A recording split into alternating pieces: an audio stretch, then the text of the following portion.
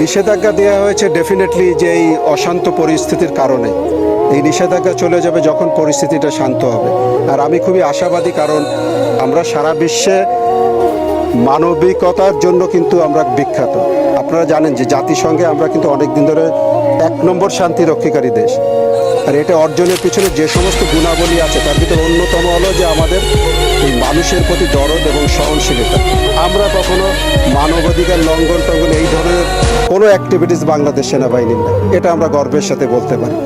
তা আমরা হার্ড লাইনে গেলেও এমনভাবে যাব আমাদের পরে কেউ চাপিয়ে নিলে আমরা কখনো কোথাও হার যাই।